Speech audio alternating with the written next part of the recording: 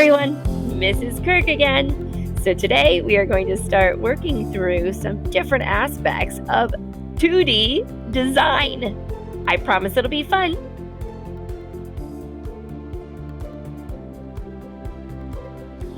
Okay, so what is gradation? It's when something gradually changes. For example, a circle can change into a triangle. Very gradually, though. In a movie, you may have seen an animal turn into a monster. That's morphing, or a gradual shift in what it looks like, thus gradation.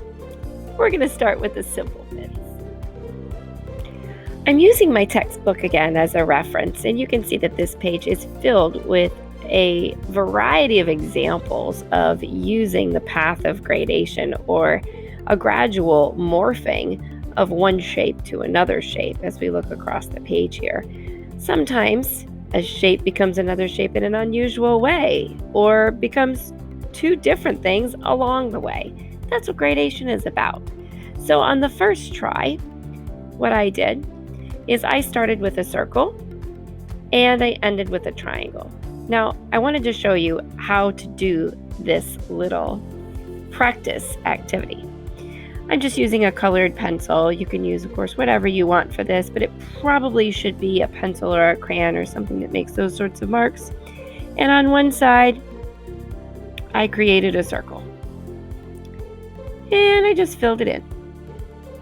On the other side of my paper, I drew a triangle.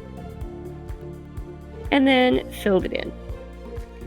The purpose of filling it in is to give your eye a bit more solidity within the shape to focus on. Then I made some lines underneath. So, okay, so here's the start, here's the end. How many spaces can I have in between? You can see up here I tried for 3. So I made 3 little spaces, almost like creating a storyboard, right? Almost like an animation. Okay, so if I'm going this direction, from here to here, from here to here, you notice in the example, the triangle just gets a little rounder on the tips. So I need to take the points off. So what I did is I started off with a triangle drawn really lightly, and then I rounded out the tips. And once I'm done rounding out the tips for this one, I simply, you guessed it, color it in.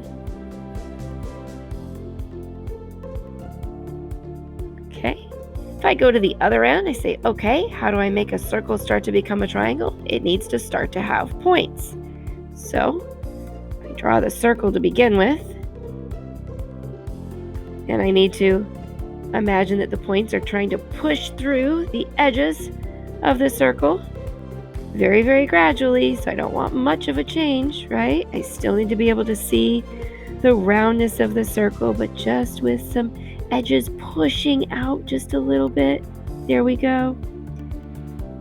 And if you draw fairly small, you can easily fix things, adjust things, or touch it up without erasing by simply drawing a bit larger on each step. Now in the middle here, this should be halfway between these two, which means I really need to have a rounded triangle at this point. That makes sense, right guys? Fairly rounded triangle. Notice this time I just kind of went for it. I'm not sure that this is the best technique for each of you. You'll have to find your technique, what works for you as you go. And then of course color it in. And just a reminder, if you draw nice and small and you decide that it doesn't look like you expect it to or look like you want it to, you can very easily touch it up by making it a little bit larger. So I feel like this should still have a bit of curvature to the edges here. And there it is. I think that the second try that I did here with you was definitely better than the first try. Just goes to show that practice really helps. I hope you enjoyed this lesson on one of the many principles of two-dimensional design. I sure had fun with it. Bye for now.